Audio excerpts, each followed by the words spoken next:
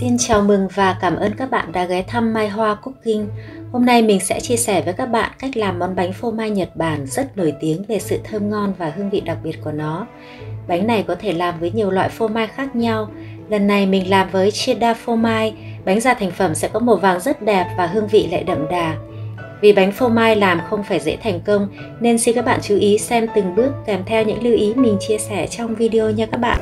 Phần nguyên liệu gồm có 3 trứng size M khoảng 60 đến 64 g một quả, 120 ml sữa không đường, 50 g bơ nhạt, 50 g đường, 40 g bột mì đa dụng, 10 g tinh bột ngô, 4 lát cheddar phô mai khoảng 100 g, 1 thìa cà phê nước cốt chanh.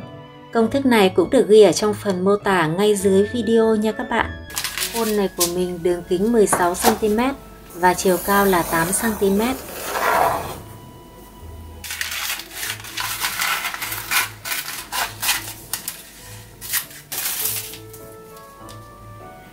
Vì khuôn không có đáy nên mình phải lót ở dưới 2 lớp giấy bạc.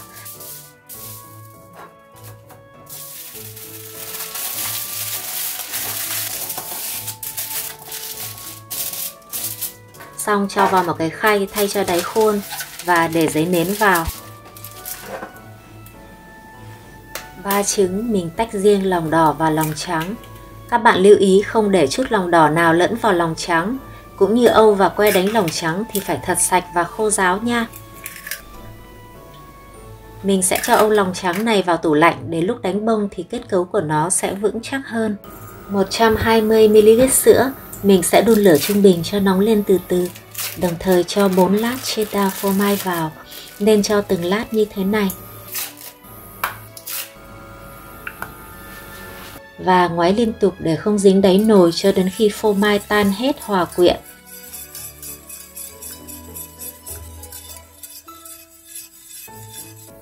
Và hỗn hợp sữa sôi nhẹ lên thì tắt bếp, nhấc nồi ra chỗ khác cho nguội và cho 50 g bơ vào ngoáy cho tan chảy ra.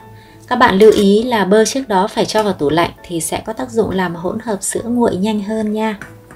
Sau khoảng 3 phút ngoáy cho hỗn hợp sữa nguội bớt thì dùng phới lồng ngoáy lòng đỏ nhẹ nhàng cho tan ra.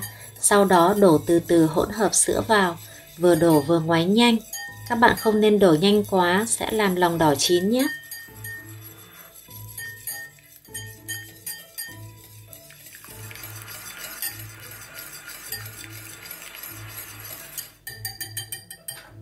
Khi hỗn hợp lòng đỏ đã hòa quyện thì dây bột mì và tinh bột ngô vào. Dây làm 3 đến 4 lần và ngoáy cho mịn mượt.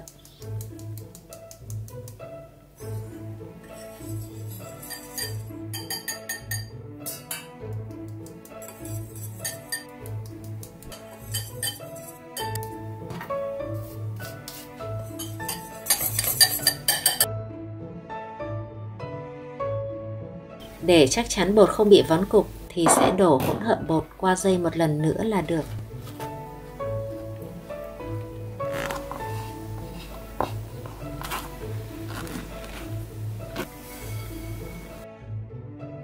Bây giờ mình sẽ bật lò cho nóng trước ở chế độ 2 lửa trên dưới và 120 độ C. Công đoạn đánh lòng trắng là công đoạn khá quan trọng quyết định độ nổi của bánh. Nếu lòng trắng đánh chưa tới, bánh sẽ bị xẹp và thắt eo. Còn đánh bông quá, khó trộn đều, bánh sẽ không được mịn và có thể sẽ nứt mặt. Vì thế xin các bạn chú ý xem kỹ phần này nha. Máy của mình có 3 số, mình sẽ để số nhỏ nhất là số 1. Đánh đến khi nổi bọt khí to thì cho 1 thìa cà phê nước cốt chanh vào. Đánh tiếp đến khi nổi bọt nhỏ như thế này thì cho 50 g đường chia làm nhiều lần vào.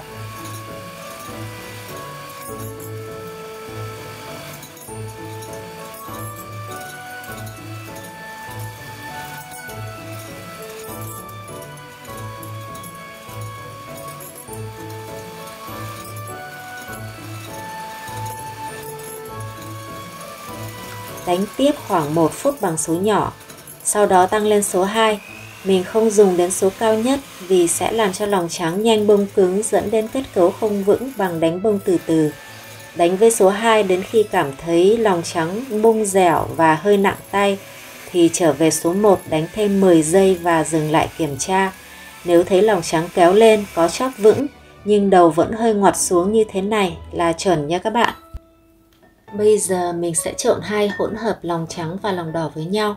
Các bạn chú ý xem kỹ từng bước nha, bởi vì bước này cũng rất quan trọng liên quan đến độ mịn và độ nổi của bánh. Chia lòng trắng ra làm 3 đến 4 lần, trộn dần vào lòng đỏ. Đầu tiên có thể dùng phới lồng ngoáy thoải mái một chút cho đều.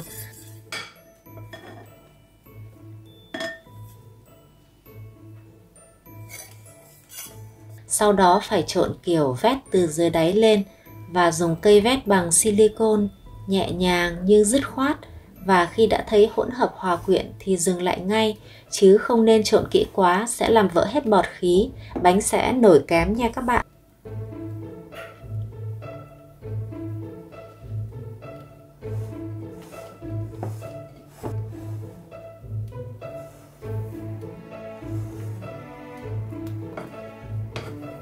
Mình đổ hỗn hợp bột vào khuôn.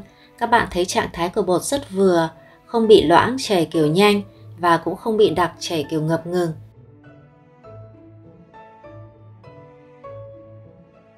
Mình dàn bột ra cho bằng mặt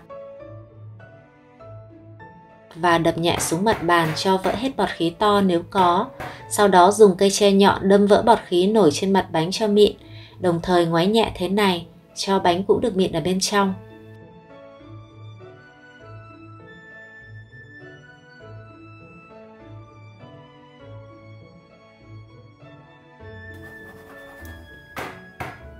Mình đặt khay bánh vào một khay khác và chế nước đun sôi vào cho ngập khoảng 1 đến 1,5 cm. Bây giờ lò đã đạt đến 120 độ C. Mình cho bánh vào nướng và đặt ở rãnh dưới cùng. Các bạn nhớ chú ý nướng bánh theo nhiệt độ chỉ dẫn tăng dần và giảm dần nha. Chúc các bạn thành công!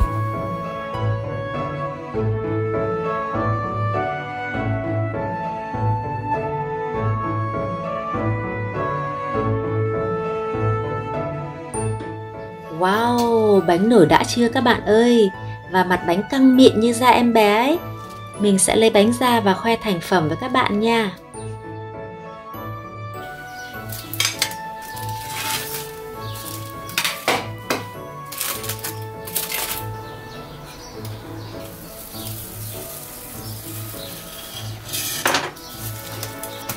Đây, thành phẩm của mình đây.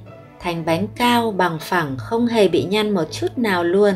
Bánh mềm núng na núng nính nè các bạn, nhìn yêu chưa? Mình tiếc là lúc lấy ra không khéo nên bị in mấy vết móng tay trên mặt bánh. Ông xã cứ cằn nhằn mình hoài à. Bánh ngon lắm các bạn ạ.